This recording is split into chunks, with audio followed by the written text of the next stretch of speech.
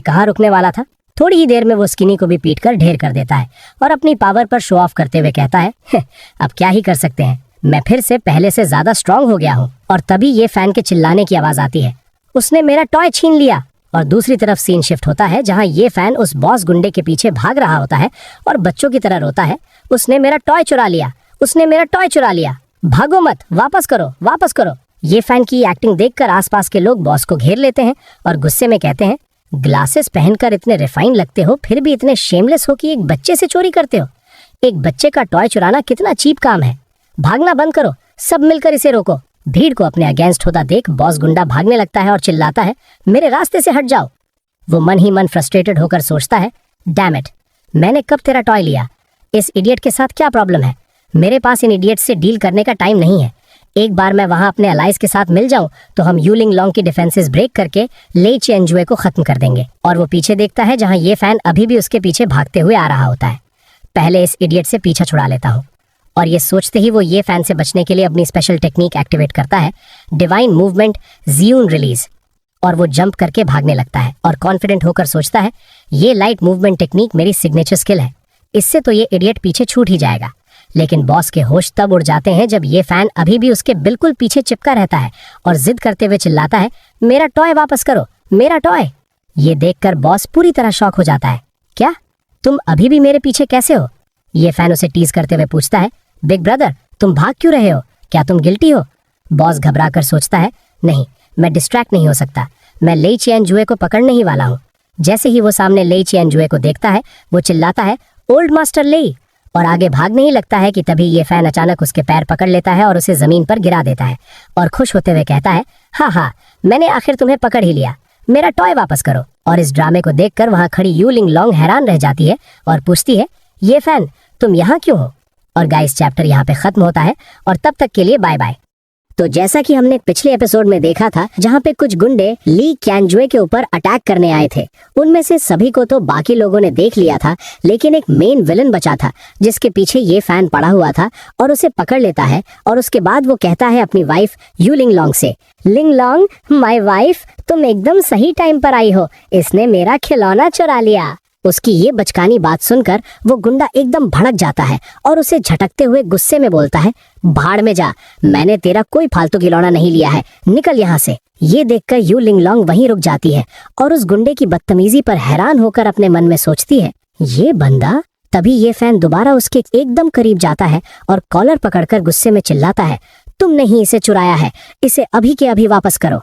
ये सुनकर वो बॉस गुंडा डरने के बजाय अपने मन में एक शैतानी प्लान बनाने लगता है और सोचता है कि हायर अप्स का ऑर्डर है कि ली क्यानजुए को ये फैन का इलाज नहीं करने देना है, पर अगर ऐसी बात है तो ये फैन को मार देना और भी ज्यादा आसान नहीं होगा। वो अपने प्लान में आगे सोचता है कि अगर हम इसे जान से नहीं भी मारते तो सिर्फ इसे अपाहिज कर देना ही एक बहुत बड़ी अचीवमेंट मानी जाएगी। इसके बाद वो गुंडा ये फैन पर अपनी मार्शल एनर्जी से अटैक कर देता है, पर ये फैन अभी भी अपनी ही धुन में चिल्ला रहा होता है, इसे वापस करो, तुम बेशरम चोर हो, तुमने मेरा खिलौना चुराया है। लेकिन जैसे ही वो अटैक ये फैन को लगता है वो गुंडा शॉक हो जाता है और सोचने लगता है कि ये कैसे पॉसिबल है।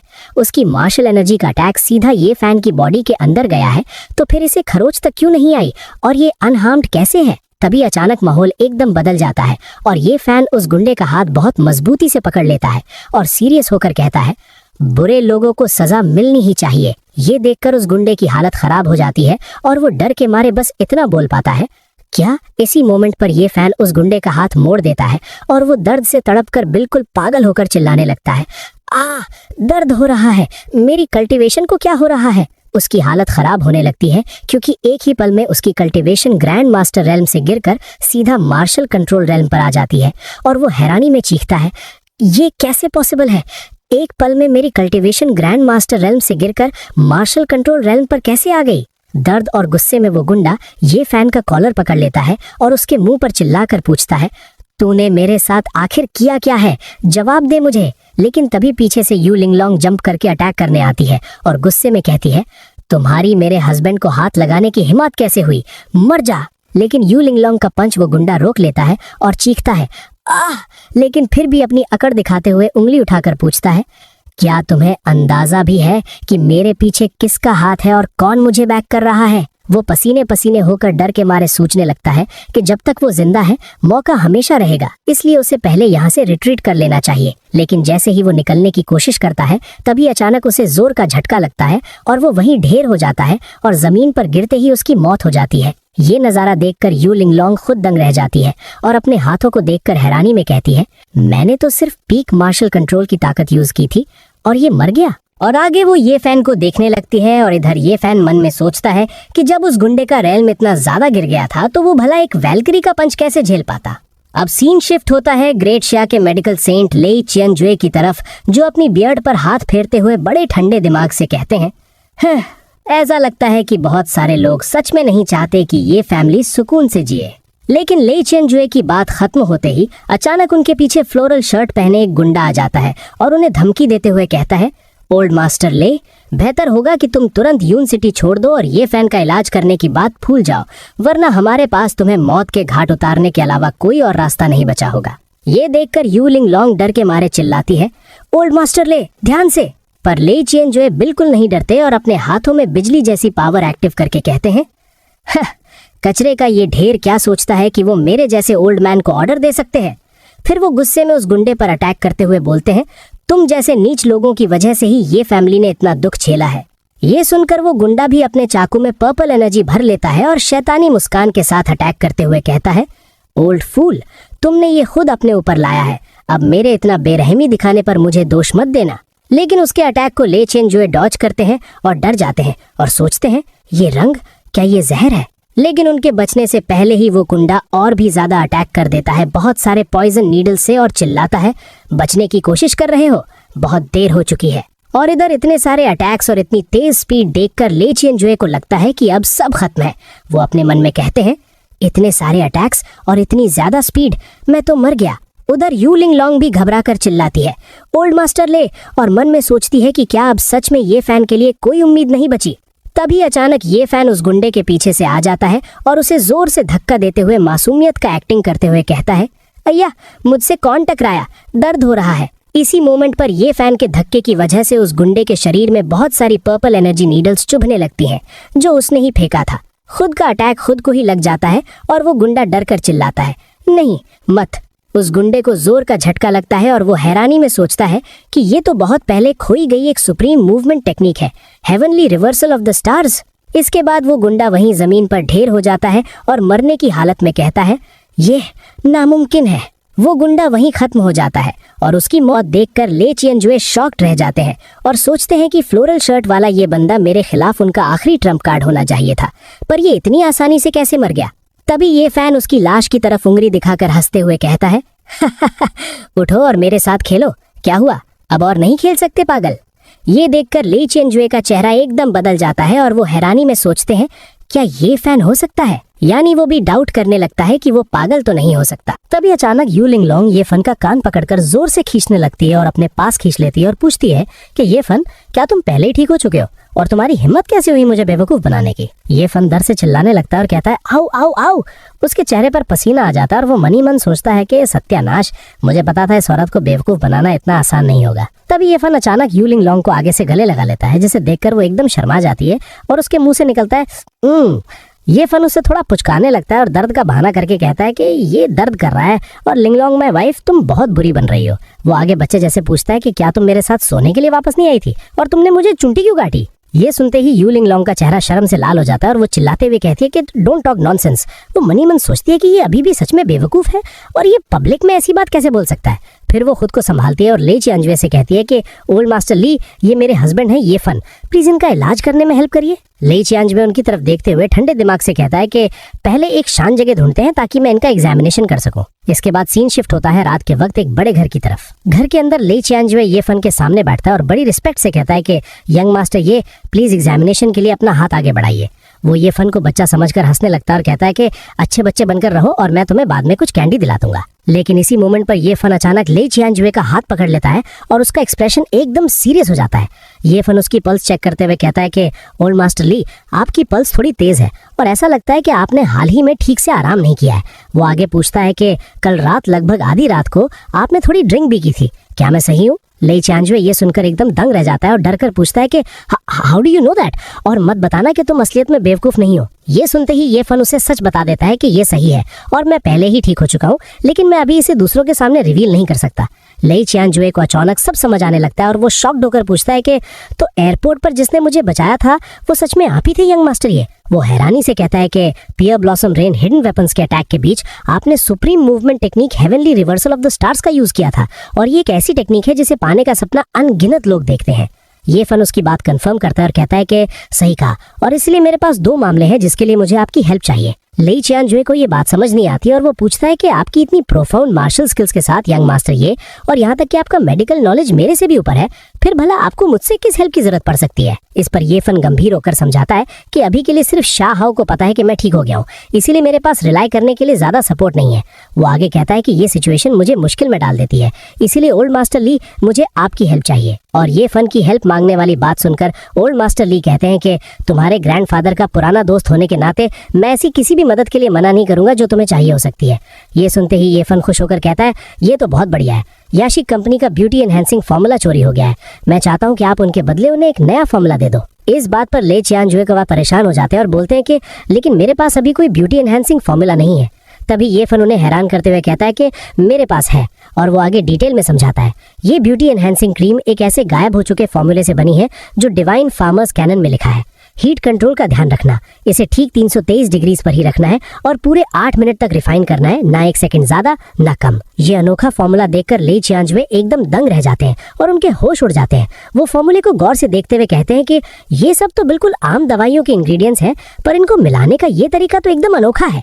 और वो कहते हैं गजब, एकदम लाजवाब, मैंने अपनी पूरी जिंदगी मेडिसिन की प्रैक्टिस की है और इस लॉस्ट फॉर्मूले को देखकर मेरा सब कुछ वसूल हो गया। इसके बाद लेई चियांजुए रिस्पेक्ट दिखाते हुए आगे झुक जाते हैं और कहते हैं कि यंग मास्टर ये बस मुझे बताओ कि आगे क्या करना है, मैं कुछ भी करने को तैयार हूँ, चाहे वो कितना भी खतरनाक क्यों ना हो। वो हंसते हुए आगे मन में बोलते हैं जब तक मैं इस फॉर्मूले को ठीक से स्टडी कर सकता हूँ मेरे लिए उतना ही काफी है। लेकिन ये फन उन्हें रोकता है और कहता है कि ओल्ड मास्टर ली इतना पोलाइट होने की जरूरत नहीं है। फिर वो अपने मेन मकसद पर आता है। दूसरा मामला मेरे ग्रैंडफादर से जुड़ा है, मैं चाहता हूँ कि आप उनकी हेल्थ ठीक करने में हेल्प करें। ये सुनते ही ले चियांजुए का चेहरा उतर जाता है और वो बेबस होकर कहते हैं यंग मास्टर ये मुझे डर है कि मैं ये नहीं कर पाऊंगा। वो वजह बताते हुए कहते हैं कि मैं ओल्ड ये का कई सालों से इलाज कर रहा हूँ। उन्हें बचपन से ही एक छुपी हुई बीमारी थी और इस हालिया सदमे के बाद उनकी वाइटैलिटी लगभग खत्म हो चुकी है। वो आगे दुख से कहते हैं बदकिस्मती से उन्हें ठीक करने का अब कोई रास्ता नहीं है। यंग मास्टर ये मेरी ही गलती है कि मैं इनकॉम्पिटेंट हूँ। ये सुनकर ये फान बिल्कुल शांत रहता है और मुस्कुराते हुए कहता है आपने पहले ही वो सब किया जो आप कर सकते थे। मेरे ग्रैंडपा को बचाने के लिए मॉडर्न मेडिसिन से बहुत आगे के तरीकों की जरूरत है। ले चियांजुए उन्हें हैरत से देखते हैं और पूछते हैं क्या ये पॉसिबल है कि तुम्हारे पास एक और कोई पुराना गायब हो चुका मेडिसिनल फॉर्मूला है? तभी ये फान अपनी नीडल्स का सेट निकाल लेता है और बड़े कॉन्फिडेंस के साथ कहता है मैं आपको एक कंप्लीट एक्यूपंक्चर टेक्निक सिखाऊंगा जिससे मेरे ग्रैंडपा की उम्र कम से कम 20 साल और बढ़ जाएगी।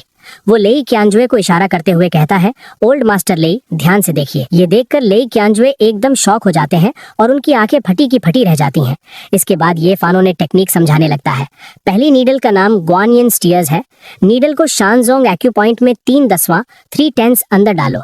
नीडल में हाई फ्रीक्वेंसी वाइब्रेशन पैदा करने के लिए इंटरनल एनर्जी का यूज करते हुए ब्लड फ्लो को बढ़ाने के लिए इसे हल्के से घुमाओ। उसकी बातें सुनकर लेई चियांजुए ध्यान से देखने लगते हैं और ये फान दूसरी नीडल के बारे में बताता है। दूसरी नीडल का नाम great compassion of the Buddha है। इसे फंगची एक्यू पॉइंट में 4/4 अंदर डालो।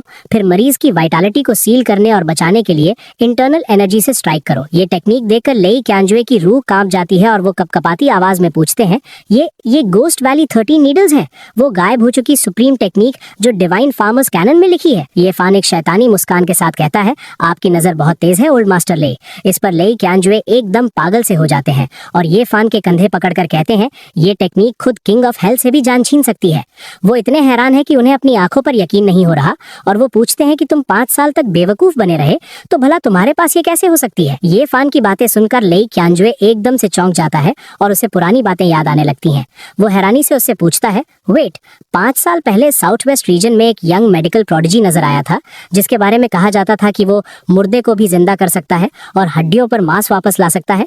फिर वो बिना किसी निशान के गायब हो गया। क्या तुम वो थे? ये सुनकर ये फान बिल्कुल शांति से कंफर्म करते हुए जवाब देता है, हाँ मैं वही था। मुझे उम्मीद नहीं थी कि 5 साल बाद भी किसी को मेरा पुराना एलियस याद होगा। जैसे ही ये फान ये सच बताता है, लेई क्यानजुए बिना एक पल गवाए उसके आगे घुटनों के बल जमीन पर गिर जाता है और वो पूरी रिस्पेक्ट के साथ कहता है, डिसाइपल लेई क्यानजुए मास्टर को उनकी टीचिंग्स के लिए थैंक्स बोलता है। लेई क्यानजुए को ऐसे घुटनों पर देखकर ये फान एकदम से हड़बड़ा जाता है और उसे उठाने की कोशिश करते हुए कहता है, ओल्ड मास्टर लेई, ये आप क्या कर रहे हैं? प्लीज उठ जाइए। लेकिन ले क्यानजुए के चेहरे पर सीखने का एक अलग ही जुनून नजर आता है और वो कहता है, 5 साल पहले आपकी मेडिकल स्किल्स पहले से ही इतनी थी कि आप मेरे मास्टर बन सकें। अब जब आपने मुझे गोस्ट वैली 13 नीडल सिखा दी हैं, तो मैं उम्मीद करता हूँ कि आपके साथ रहकर आगे सीखता रहूं। ये फैन थोड़ा सोचता है और फिर ये बात मान जाता है। ठीक है, तुम मुझे प्राइवेट में मास्टर बुला सकते हो, लेकिन दूसरे लोगों के सामने मुझे सिर्फ ये फैन कहना, मेरा कवर मत ब्लो करना। ये सुनकर ले क्यानजुए खुशी से फूला नहीं समाता और मास्टर को रिस्पेक्ट देते हुए कहता है, यस मास्टर, और मन में सोचता है, अब मेरे पास स्टडी करने के लिए अनगिनत मेडिकल फॉर्मूलाज होंगे। माहौल थोड़ा शांत होने पर ले क्यानजुए एक जरूरी सवाल करता है, तो फिर मास्टर की हालत के बारे में मैं जनरल यू और मिस ईक्शवे को क्या बताऊं? इस पर ये फैन एक स्ट्रेटेजी बनाते हुए जवाब देता है, ये अफवाह फैला दो कि मेरी हालत धीरे धीरे सुधर रही है और मैं वक्त के साथ पूरी तरह से रिकवर हो जाऊंगा। इस तरह से पर्दा के पीछे जो मास्टरमाइंड्स हैं, वो जरूर अपना कंपोजर खो देंगे और उन्हें एक्ट करने पर मजबूर होना पड़ेगा। अब सीन शिफ्ट होता है एल्डर जैंग रेजिडेंस की तरफ, जहां एल्डर जैंग गुस्से में अपना आपा खो बैठता है और जोर से चिल्लाता है, यूजलेस इडियट्स का एक झुंड। वो अपना गुस्सा निकालते हुए आगे बोलता है, इतने सारे लोगों ने ले क्यानजुए को रोकने की कोशिश की, फिर भी उनमें से हर एक को एक ही बार में साफ कर दिया गया। अब ये फैन के पास सच में रिकवर होने का मौका है और एक बार वो ठीक हो गया तो ये फैमिली को फिर से उठने से कोई नहीं रोक पाएगा। एल्डर को इतना भड़कते देखकर उसका एक चमचा उन्हें शांत करने की कोशिश करता है और कहता है, प्लीज काम डाउन एल्डर। ले क्यानजुए ने सिर्फ इतना कहा है कि एक मौका है, फाइनल आउटकम अभी भी अनसर्टेन है। ये सुनते ही एल्डर जैंग और भी ज्यादा आग बबूला हो जाता है। अनसर्टेन? अगर वो कॉन्फिडेंट नहीं होते तो क्या ले क्यानजुए ये रेजिडेंस में इतना बड़ा बैंक्वेट होस्ट करने की हिम्मत करते? यून सिटी के सारे इन्फ्लुएंशियल लोग वहां होने वाले हैं और तुम मुझे कह रहे हो कि ये अनसर्टेन है। ये फैन सिर्फ 15 साल की उम्र में ही ग्रेट सिया का सबसे स्ट्रॉन्गेस्ट प्रोडिजी था। अगर वो सच में रिकवर हो जाता है तो और भी ज्यादा लोग ये फैमिली को सपोर्ट करने के लिए दौड़े चले आएंगे। एल्डर की ये बात सुनकर उसका दूसरा खास बंदा आगे आता है और कहता है, एल्डर, ऐसा लगता है कि हमें प्रॉब्लम को उसकी जड़ से ही खत्म करना होगा, वरना हमारा प्लान जरूर ऑब्स्ट्रक्ट हो जाएगा। एल्डर जैंग उसकी आंखों में देखते हुए ऑर्डर देता है, ऑल राइट, ध्यान रखना कि ये काम ढंग से हो जाए। इस बार तुम इसे पर्सनली हैंडल करोगे। वो बंदा एक खतरनाक एक्सप्रेशन के साथ कहता है, मैं आपको निराश नहीं करूंगा एल्डर। इसके बाद सीन शिफ्ट होता है सु यिक्शुए के घर में, जहां ये फैन बिल्कुल बच्चों की तरह उससे चिपक कर बड़े प्यार से कहता है, यिक्शुए माय वाइफ, बिल्कुल चिंता मत करो, शाओ फैन बहुत जल्द ठीक हो जाएगा।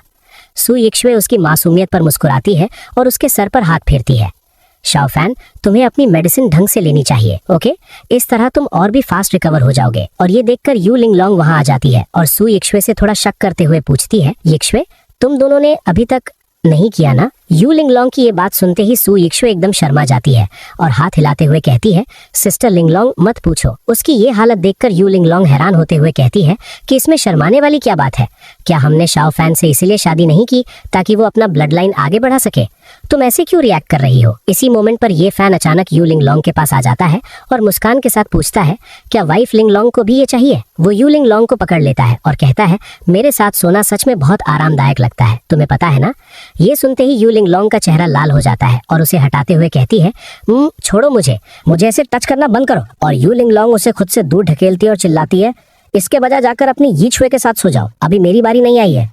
ये देखकर ये फैन हंसने लगता है और ताना मारते हुए चिल्लाता है, लिंगलोंग वाइफ शर्मा रही है, वो शर्मा रही है। इसके बाद यू लिंगलोंग रूम से बाहर निकल जाती है और सोचने लगती है कि ये तो बस एक छोटा सा टच था, पर ये ऐसा क्यों फील हो रहा है? वो आगे सोचती है कि वो ब्रैट ये फैन उसने ये जानबूझकर किया है। वो चालाक छोटा शैतान कहीं ऐसा तो नहीं कि वो सच में ठीक हो चुका है। कुछ देर बाद सीन शिफ्ट होता है और ये फैन कार में बैठकर सियाहो को ऑर्डर देता है, यून सिटी के सेंट्रल ब्रिज की तरफ चलो। सियाहो उसे रास्ते में अलर्ट करते हुए बताता है कि वैंग फैमिली पहले से ही यून सिटी के सेंट्रल ब्रिज पर इंतजार कर रही है। वो आगे बताता है कि ऊपर से तो ये एक रैंसम एक्सचेंज लग रहा है, पर असलियत में वो वहां सिर्फ तुम्हें मारने के लिए आए हैं।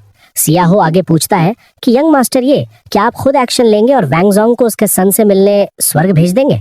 ये सुनकर ये फैन थोड़ा मुस्कुराता और कहता है कि इतनी तकलीफ उठाने की कोई जरूरत नहीं है। वो आगे खुलासा करता है कि मैंने पहले ही उस मास्टरमाइंड के साथ मीटिंग फिक्स कर ली है जिसने मुझे ही मारने के लिए 2 बिलियन दिए हैं। ये फैन बड़े कॉन्फिडेंस के साथ कहता है कि अब हमें बस आराम से बैठना है और इन 2 शेरों की लड़ाई देखनी है। इसके बाद सीन पहुंचता है यून सिटी के सेंट्रल ब्रिज पर, जहां वैंग जोंग अपने गुंडों के साथ झाड़ियों में छुपा होता है। वो गुस्से में अपने आदमियों को इशारा करते हुए कहता है, सब लोग तैयार रहो, जैसे ही वो हरामी यहाँ दिखेगा हम। तभी अचानक वैंग जोंग का फोन बजता है और उसमें उसके सन वैंग चाओ की एक जख्मी हालत वाली फोटो आती है। उस मैसेज में लिखा था, फादर मुझे नहीं लगता कि मैं बच पाऊंगा, वो मुझे मारने वाले हैं। मैंने अपना फोन किडनैपर की पॉकेट में डाल दिया है, आपको मेरा बदला लेना ही होगा। ये मैसेज पढ़ते ही वैंग जोंग का गुस्सा 7वें आसमान पर पहुंच जाता है और वो चिल्लाता है, कमीने की औलाद, उस नंबर पर कॉल करते रहो, एक बार मुझे वो हरामी मिल जाए मैं उसे अपने हाथों से चीर दूंगा। इसके बाद कार में ये फैन को दिखाया जाता है जिसके पास वैंग चाओ का फोन होता है। वो फोन की स्क्रीन को देखता है जहां लिखा होता है, ये डिवाइस 10 मिनट बाद अपने आप ऑन हो जाएगा। फिर आगे वो कहता है, एक आखिरी मेन कैरेक्टर स्टेज पर आने वाला है। इसके बाद आगे से कार आती देख ये फैन थोड़ा चौंक जाता है और उसकी आंखों में गुस्सा साफ दिखता है क्योंकि वो कार स्यू फैमिली की होती है। वो गुस्से में चिल्लाता है, तो ये सच में स्यू फैमिली ही है। मेरे ग्रैंडपा ने उन्हें अपने खुद के फैमिली की तरह समझा और उन्होंने ये किया। और उस कार के अंदर स्यू डोंग बैठा होता है जिसे देखकर ये फैन अचानक रास्ते के बीच में आ जाता है और दोनों हाथ फैलाकर उसे रोकने की कोशिश करता है और चिल्लाता है, रुको, कार रोको। ये देखकर स्यू डोंग गुस्से में ब्रेक्स लगाता है और चिल्लाकर कहता है, ए क्या तुम मरना चाहते हो, रास्ते पर ध्यान दो। लेकिन तभी उसकी नजर ये फैन पर पड़ती है और वो शॉक होकर कहता है, रुको, ये फैन।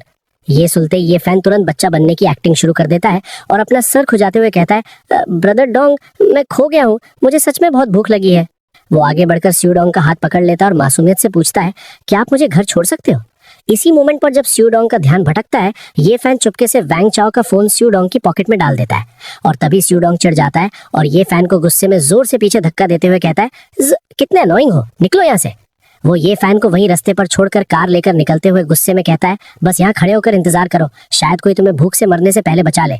स्यू डोंग को आके जाते देख ये फैन का एक्सप्रेशन एकदम सीरियस हो जाता है और वो उसे घूरते हुए ठंडे दिमाग से कहता है, बदकिस्मती से तुमने वो मौका गवा दिया जो मैंने तुम्हें दिया था। उधर स्यू डोंग की पॉकेट के अंदर वैंग चाओ का फोन अचानक ऑन होने लगता है और स्क्रीन पर टर्निंग ऑन का मैसेज दिखता है।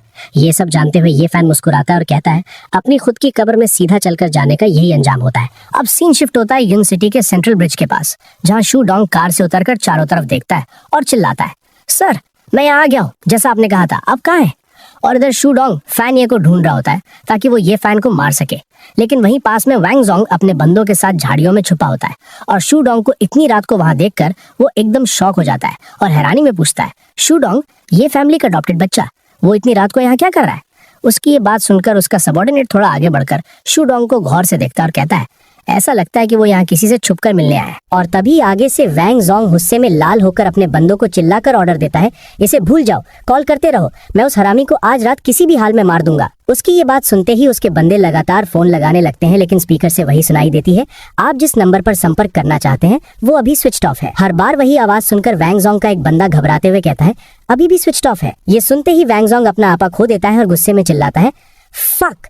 तभी अचानक एक बंदे के फोन पर सिग्नल ब्लिंक करने लगता है और वो खुशी से चिल्लाता है, कॉल लग गई। ये सुनकर वैंग जोंग तुरंत पूछता है, कहाँ। इसी मोमेंट पर दूसरी तरफ खड़े सू डोंग की पॉकेट में वैंग चाओ का फोन बजने लगता है। तभी सू डोंग हैरानी में फोन निकालता है और अपने मन में सोचता है, ये किसका फोन है, ये मेरे पास कैसे आया। वो डरते हुए कॉल उठाता है और पूछता है, हेलो तुम कौन हो। तो इधर सू डोंग को अपने सन का फोन कान से लगाए देखकर वैंग जोंग का दिमाग घूम जाता है और वो चीखता है, वो हरामी तो ये सू डोंग था, सब लोग अटैक करो। और सभी के सभी सू डोंग को घेर लेते हैं और सू डोंग अचानक अपने ऊपर हथियारों के साथ बंदों को आते देख शॉक रह जाता है और पूछता है, ये सब क्या हो रहा है। लेकिन वैंग जोंग उसके करीब आकर गुस्से में अपने बंदों को ऑर्डर देता है, इसे जान से मार दो।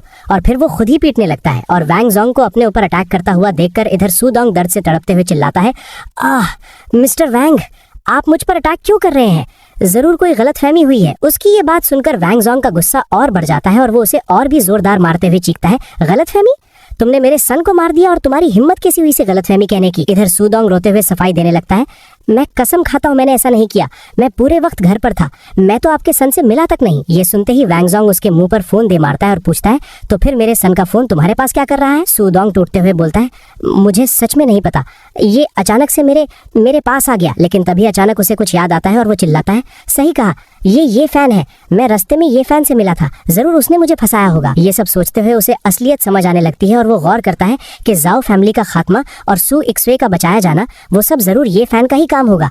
वो दंग रह जाता है और अपने मन में पूछता है क्या वो पहले ही ठीक हो गया है, लेकिन वैंग जोंग उसकी एक नहीं सुनता और वो आगे उसे और भी पीटने लगता है और कहता है ये फैन, वो इडियट तुम्हें फंसाएगा, कम से कम कोई बिलीवेबल बहाना तो बनाओ। और आगे वैंग जोंग सू डोंग को ले दे के बजा देता है और आगे कहता है मौत के सामने खड़े होकर भी तुम सच बोलने से मना कर रहे हो, मैं तुम्हें अभी अपने सन के पास भेजता हूँ। सू डोंग जमीन पर पड़ा होता है और वैंग जोंग का पैर उसकी छाती पर होता है।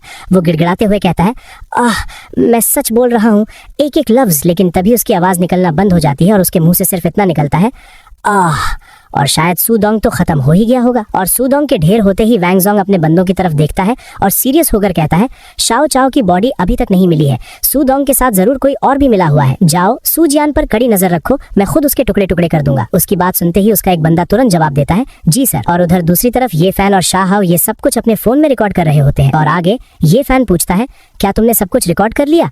उसकी बात पर शाह हाओ तुरंत कंफर्म करते हुए कहता है हाँ, उसका एक एक सेकंड रिकॉर्ड किया है। ये सुनते ही ये फैन के चेहरे पर एक चालाक मुस्कान आती है और आगे का प्लान बताते हुए कहता है किसी अनजान आदमी से ये वीडियो सू जियान को भिजवा दो, उन्हें कुत्तों की तरह आपस में लड़ने दो। शाह हाओ बिना वक्त गवाए बड़े कॉन्फिडेंस के साथ जवाब देता है आप फिक्र मत करिए यंग मास्टर, ये पहले ही हैंडल हो चुका है। इसके बाद ये फैन एक पिल की बोतल निकालता है और कहता है ये मेरे अपने हाथों से बनाई हुई सेकंड ग्रेड पिल्स हैं, ये तुम्हारी फाउंडेशन को मजबूत करने और मार्शल कंट्रोल रेल में कदम रखने में मदद करेंगी। ये सुनकर शाह हाओ एकदम हैरान हो जाता है और अपनी उम्र के बारे में सोचते हुए डर के मारे पूछता है मैं पहले ही 50 से ऊपर हो गया हूँ, क्या मैं सच में अभी भी ब्रेक थ्रू कर सकता हूँ? ये फैन उसे हौसला देते हुए कहता है ये तो बस कंट्रोल रेल है, जब तक तुम मुझे फॉलो करोगे मैं तुम्हें एक लिमिटलेस फ्यूचर की गारंटी देता हूँ। और इधर ये फैन की बातों ने शाह हाओ के दिल में उम्मीद जगा दी और वो शुक्रिया अदा करते हुए कहता है शुक्रिया यंग मास्टर, ये आपका बहुत बहुत शुक्रिया। मैंने एक बार सेकंड ग्रेड पिल्स बनाने के लिए एल्केमिस्ट को हायर करने में बिलियंस खर्च किए थे, फिर भी कोई नहीं मिला। और अब उसकी इमोशंस देखकर ये फैन बड़े आराम से कहता है ये कोई बड़ी बात नहीं है, इस बॉटल में 5 पिल्स हैं, एक लॉर्ड हु को दे देना और बाकी जैसे तुम्हें ठीक लगे वैसे बांट देना, फ्यूचर में ऐसी और भी आएंगी। शाह हाओ की लॉयल्टी अब और भी पक्की हो जाती है और वो कहता है आज के दिन से आप जो भी कहेंगे मैं वही करूंगा यंग मास्टर। ये तभी शाह हाओ को कुछ याद आता है और वो हैरानी से पूछता है क्या मुझे एक पिल यंग मास्टर वैंग को देने की जरूरत है? ये फैन उसका नाम सुनकर दोहराता है ब्रदर वैंग, और फिर आगे प्रेडिक्ट करते हुए कहता है अगर कुछ अनहोनी नहीं हुई तो यून सिटी में कल एक और ग्रैंड मास्टर रेल्म एक्सपर्ट होगा। इसके बाद सीन शिफ्ट होता है घर के अंदर, जहां वैंग फुगुई बैठा उस पिल को देख रहा होता है जो ये फैन ने उसे ब्लैक मार्केट से खरीद कर दी थी। वो हैरानी से सोचता है उन्होंने ब्लैक मार्केट से 50,000 में एक पत्थर खरीदा था और उसमें सच में एक वाइटालिटी पिल निकली, क्या ब्रदर ये सच में इतने लकी हैं?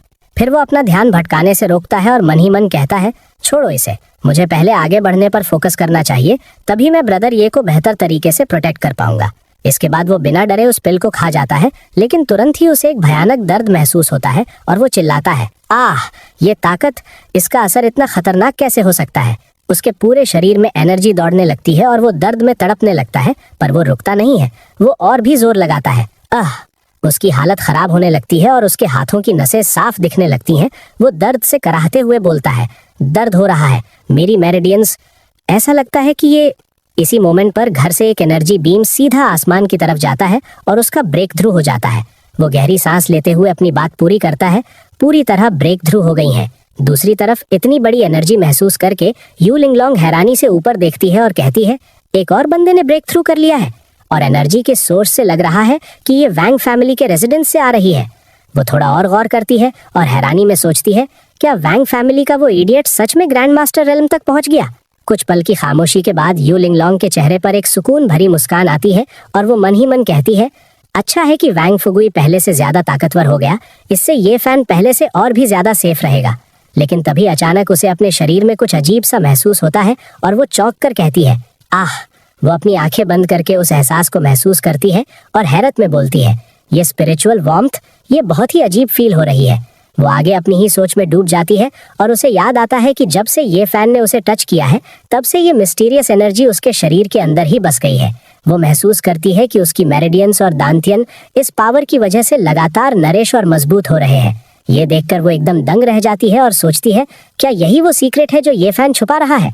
वो काफी वक्त से एक ही जगह रुकी हुई थी, इसीलिए वो उम्मीद के साथ सोचती है इतने लंबे समय तक ग्रैंड मास्टर रेल्म पर रुके रहने के बाद क्या मैं फाइनली अपनी इनेट लिमिटेशंस को पीछे छोड़कर और आगे बढ़ सकती हूँ? इस ख्याल से वो थोड़ा शर्मा जाती है और शैतानी दिमाग से सोचती है कि अगर ऐसी बात है तो मैं ये फैन को अपना थोड़ा एडवांटेज लेने दे सकती हूँ। इसके बाद सीन शिफ्ट होता है सू ग्रुप के हेडक्वार्टर्स के बाहर, जहाँ प्रेस कॉन्फ्रेंस के लिए एक बहुत बड़ा स्टेज लगाया गया है। वहां मौजूद ऑडियंस में से एक बंदा हैरानी से पूछता है, सू फैमिली की सच में इतनी हिम्मत कि वो प्रेस कॉन्फ्रेंस कर रहे हैं? दूसरा बंदा उसकी बात का जवाब देते हुए कहता है, उनकी नई ड्रग तो ली फैमिली ने पहले ही रिलीज कर दी है, अब भला वो क्या कर सकते हैं? इस पर पहला बंदा सवाल करता है कि शायद उनके पास कोई दूसरी नई ड्रग हो। उनके ठीक पीछे ली यूनियांग का फादर बैठा होता है, जो उनकी बातें सुनकर हंसने लगता है और कहता है, हाँ, ड्रग डेवलपमेंट इतना आसान नहीं है, ये लोग तो बस आखिरी कोशिश कर रहे हैं। वो अपने पास बैठे पेट्रियार्क लियू की तरफ मुड़ता है और उन्हें भरोसा दिलाते हुए कहता है, पेट्रियार्क लियू, आप फिक्र मत करिए, इस बार हम जरूर उन्हें एक सबक सिखाएंगे ताकि आगे से कोई भी ये फैमिली को सपोर्ट करने की हिम्मत ना करे। ये सुनकर लियू फैमिली के पेट्रियार्क लियू रान खुश हो जाते हैं और कहते हैं, तुमने बहुत अच्छा काम किया है, मैं ध्यान रखूंगा कि तुम्हें फ्यूचर में बहुत बड़ा इनाम मिले। तभी अचानक स्टेज से अनाउंसमेंट होती है, कृपया हमारे खास मेहमानों का स्वागत करें। यह सुनते ही ऑडियंस में हलचल मच जाती है और लोग वीआईपी सेक्शन की तरफ देखकर चिल्लाने लगते हैं, देखो वीआईपी सेक्शन में वो लोग। एक बंदा हैरानी से कहता है, वो तो शाह ग्रुप के शाह हाव हैं, ये तो प्रेसिडेंट शाह है। दूसरा बंदा उनके पीछे खड़े आदमी को देखकर चौंक जाता है और पूछता है, क्या उनके पीछे वाला बंदा यून सिटी का गवर्नर जनरल सुन ख्यान नहीं है? लोग बातें करने लगते हैं कि उनके पीछे वाले लोग भी कोई छोटे मोटे लोग नहीं हैं। ये सब देखकर ली यूनियांग के फादर के होश उड़ जाते हैं और घबराकर सोचता है, ये क्या हो रहा है? शाह ग्रुप की बात अलग है, लेकिन गवर्नर जनरल और ये छुप के रहने वाले बड़े लोग यहाँ क्या कर रहे हैं? उसके चेहरे पर पसीना आ जाता है और वो सोचता है कि सू फैमिली की इतनी पहुंच नहीं है कि वो ऐसे लोगों को बुला सके। क्या ये सब उस घटिया ये फैमिली की वजह से हो रहा है? इसी मोमेंट पर सू युत्सुए स्टेज पर आती है और सबका स्वागत करते हुए कहती है, सबका स्वागत है, आज हमें सपोर्ट करने के लिए यहाँ आने के लिए आप सबका बहुत बहुत शुक्रिया। मैं सू युत्सुए हूँ, सू ग्रुप की रिप्रेजेंटेटिव। वो अपनी बात आगे बढ़ाते हुए सीरियस टोन में कहती है, आज हमारा ग्रुप एक नई ड्रग लॉन्च करने वाला था, जिसे बनाने में सालों की रिसर्च और बहुत ज्यादा मेहनत लगी है, लेकिन कल ही ली ग्रुप ने हमारी ड्रग से मिलती जुलती एक ड्रग लॉन्च कर दी। ये सुनते ही ली यूनियांग का फादर एकदम शॉक हो जाता है। ऑडियंस में लोग बातें करने लगते हैं कि प्रेसिडेंट सू तो बहुत बोल्ड है। एक बंदा कहता है, वो तो खुल्लम खुल्ला ली फैमिली पर प्लेजरिज्म यानी चोरी का इल्जाम लगा रही है। दूसरा बंदा उससे सहमत होते हुए कहता है, ली फैमिली कभी कॉस्मेटिक्स इंडस्ट्री में रही ही नहीं, इसमें जरूर कुछ गड़बड़ है। वो आगे कहता है कि ऐसी घटिया हरकतों के बाद ये कोई हैरानी की बात नहीं है कि ली यूनियांग कल मर गया। ये देखकर ली यूनियांग का फादर गुस्से में भड़क जाता है और चिल्लाते हुए पूछता है, प्रेसिडेंट सू का क्या मतलब है? ये बिल्कुल साफ है कि हमारी ली ग्रुप ने ही सबसे पहले नई दवा लॉन्च की थी और अब तुम पलटी मारकर हम पर प्लेजरिज्म का इल्जाम लगा रही हो। उसकी ये बात सुनते ही माहौल काफी टेंस्ड हो जाता है। तभी ली यूनियांग के फादर थोड़ा शैतानी मुस्कान के साथ आगे कहते हैं, क्योंकि हमारे ली ग्रुप ने इसे पहले लॉन्च किया है, मैं देखना चाहूंगा कि प्रेसिडेंट सू किस तरह की नई दवा का ऐलान करेंगे। अगर तुम्हारा फॉर्मूला हमारी नई दवा के फॉर्मूला जैसा ही हुआ तो मैं तुम पर ट्रेड सीक्रेट्स चुराने का केस कर दूंगा जब तक तुम कंगाल ना हो जाओ। और जोर जोर से हंसने लगा और हंसते हुए आगे बोला, बेशक अगर सू फैमिली ली फैमिली द्वारा एक्वायर होने के लिए तैयार है तो हम अपनी नई लॉन्च की गई दवा शेयर भी कर सकते हैं। उसकी ये घटिया हंसी सुनकर सू युत्सुए के चेहरे पर गुस्सा साफ दिखता है और वो अपने मन में सोचती है, ये बंदा जानता है कि ये साबित करने का कोई रास्ता नहीं है कि वो झूठ बोल रहा है। लेकिन तुरंत ही वो अपने आप को संभालती है और एकदम कॉन्फिडेंस के साथ कहती है, उसकी कोई जरूरत नहीं पड़ेगी। ये सुनते ही सब हैरान हो जाते हैं। तभी सू युत्सुए आगे बोलती है, हमारे सू ग्रुप ने एक एंशिएंट फॉर्मूला पर बेस्ड एक नया प्रोडक्ट डेवलप किया है जिसका नाम स्नो रेडियंस ब्यूटी क्रीम है। ये कॉम्प्लेक्शन को बेहतर बनाता है, ब्लेमिशेस हटाता है और बिना कोई निशान छोड़े जख्मों को तेजी से ठीक करता है। बेशक इसका फॉर्मूला ली फैमिली के फॉर्मूला से बिल्कुल अलग है। उसकी ये बात सुनते ही वहां मौजूद औरतें आपस में बातें करने लगती हैं। कोई कहती है, इतना अमेजिंग, तो कोई पूछती है, क्या ये स्कार्स भी हटाता है? वहीं एक औरत बोलती है, ये तो बहुत बढ़ा चढ़ा कर लग रहा है। ये सब देखकर लियू रैन ली यूनियांग के फादर से पूछता है, क्या तुमने नहीं कहा था कि तुमने सू फैमिली के सीक्रेट्स हासिल कर लिए हैं? फिर ये दूसरा फॉर्मूला कहाँ से आया? लियू रैन की बात सुनकर ली यूनियांग के फादर के होश उड़ जाते हैं और वो शॉक होकर कहता है, नामुमकिन, मैंने इसे पाने के लिए करोड़ों खर्च किए हैं, ऐसा हो ही नहीं सकता कि ये नकली हो, वो पक्का ब्लफ कर रही है। अपने डर को छुपाते हुए वो सू युत्सुए को घूरते हुए पूछता है, ओह सच में प्रेसिडेंट सू, क्या तुम्हारी नई दवा सच में हमारे फॉर्मूला से अलग है? सबसे जरूरी बात तो ये है कि क्या इस सो कॉल्ड एंशिएंट फॉर्मूला का टेस्ट भी हुआ है? ये सुनते ही वहां मौजूद कुछ चमचे ऑडियंस चिल्लाने लगते हैं, हाँ ये तो किसी परियों की कहानी जैसा लग रहा है। तभी दूसरा कहता है, मैं एग्री करता हूँ, ये साफ तौर पर एक स्कैम है। और देखते ही देखते सब चिल्लाने लगते हैं, फ्रॉड, सू युत्सुए तुम एक फ्रॉडस्टर हो। सू युत्सुए पर ये इल्जाम लग ही रहे होते हैं कि तभी स्टेज में एक भारी आवाज आती है, फ्रॉड? ये सुनकर सब रुक जाते हैं और देखते हैं तो वहाँ मेडिकल सेंट खड़े होते हैं। वो गुस्से में पूछते हैं, क्या यहाँ कोई मेरी मेडिकल एक्सपर्टीज पर शक करने की हिम्मत करता है? उन्हें देखकर पूरी ऑडियंस दंग रह जाती है और सब आपस में कानाफूसी करने लगते हैं। ये एंशिएंट फॉर्मूला खुद मेडिकल सेंट की तरफ से आया है क्या? ग्रेट जिया के मेडिकल सेंट लेई चियांगजुए? सबकी राय एकदम बदल जाती है और वो कहते हैं तब तो ये पक्का असली ही होगा। लेई चियांगजुए आगे बढ़ते हैं और सबको बताते हैं, मुझे ये फॉर्मूला इत्तेफाक से मिला था और मैंने इसे खुद रिस्टोर किया है। पर्सनल टेस्टिंग के बाद मैं इसकी हीलिंग इफेक्ट्स की गारंटी दे सकता हूँ। ये कुछ ही मिनट्स में रिजल्ट्स दिखाना शुरू कर देता है और इसका बिल्कुल कोई साइड इफेक्ट नहीं है। ये सुनते ही तो जैसे वहाँ हंगामा मच गया। ऑडियंस हैरानी में चिल्लाने लगी, मिनट्स में रिजल्ट्स? ये तो यकीन के बाहर है। एक शख्स कहता है, क्या कोई मेडिकल सेंट के एंडोर्समेंट की बात नहीं करेगा? जिस पर दूसरा जवाब देता है, वो कभी किसी कंपनीज को एंडोर्स नहीं करते। तभी सब चिल्लाने लगते हैं, अब किस बात का इंतजार कर रहे हो, इसे अभी खरीदो। वहीं एक कंपनी वाला तुरंत ऑर्डर देता है। प्रेसिडेंट सू होंगफा फार्मास्यूटिकल्स एक ऑर्डर देना चाहता है। ये रहा 1 बिलियन युआन का डिपॉजिट। बाकी लोग भी पीछे नहीं रहते और चिल्लाने लगते हैं। यूशान ग्रुप भी सू ग्रुप के साथ कोऑपरेशन करना चाहता है। हम 500 मिलियन का डिपॉजिट ऑफर करते हैं, प्लीज हमें ये मौका दीजिए। हेलो, मैं डोंगफोंग ग्रुप से हूँ, मैं 800 मिलियन दूंगा। प्रेसिडेंट सू, इस तरफ देखिए। इतना फंडिंग और रिस्पांस देखकर सू यक्षुए खुशी से फूले नहीं समाता और मन में सोचती है, बढ़िया, इस फंडिंग के साथ सू ग्रुप और भी ऊंचाइयों पर पहुंच सकता है। लेकिन ली यूनांग के फादर ये सब बर्दाश्त नहीं कर पाते और आगे बढ़कर चैलेंज करते हैं, मिनट्स में रिजल्ट्स दिखाना, ऐसी मिरेकल ड्रग? प्रेसिडेंट सू, क्या तुम हमें इसे अपनी आंखों से देखने दोगी? उनका ये अचानक सवाल सुनकर सू यक्षुए चौंक जाती है और उन्हें घूरती है। तभी ली यूनांग के फादर बड़े घमंड से कहते हैं, मैं ये मानने से इनकार करता हूँ कि इस दुनिया में कोई भी दवा कुछ ही मिनट्स में रिजल्ट दिखा सकती है। और गाइस, इसी के साथ इसका चैप्टर खत्म होता है, तो वीडियो भी खत्म। इसके लिए बाय बाय। हेलो गाइस, कैसे हैं आप सब और सभी का स्वागत है। जैसा कि हमने पिछले एपिसोड के एंड में देखा कि माहौल काफी गर्म हो चुका था। ली यूनियांग के फादर इस मिरेकल ड्रग की बात हजम नहीं कर पा रहे थे और उन्होंने सीधा प्रेसिडेंट सू को चैलेंज करते हुए कहा था कि मिनट्स में रिजल्ट्स आना बिल्कुल नामुमकिन है, ये सब बस दिखावा है।